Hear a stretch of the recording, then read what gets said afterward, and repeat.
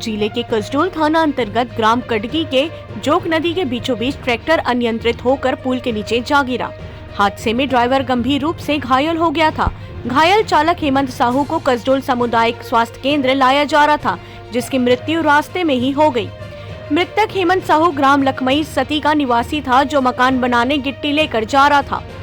प्रत्यक्षदर्शियों ने बताया, ट्रैक्टर की ट्रॉली में गिट्टी लदा हुआ था। अचानक ट्रैक्टर का हाइड्रोलिक काम करना बंद हो गया और ट्रॉली पीछे की ओर उड़ गया, जिससे ट्रैक्टर अनियंत्रित होकर पुल के रेलिंग को तोड़ता हुआ नदी में जा गिरा। घटना गिरौदपुरी चौकी के ग्राम कटकी का है। मृतक के शरीर को पोस्टमार्टम के लिए कसडोल सामुदायिक स्वास्थ्य केंद्र लाया गया है।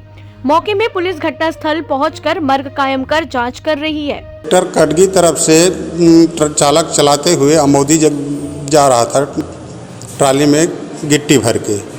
उसी मतलब पुल के बीच में ट्रैक्टर अनियंत्रित होकर पुल के नीचे गिर गया, जिसमें चालक भी नीचे पुल के नीचे गिर गया और उसके सिर में चोट लगा था, इसमें फौत हो गया है।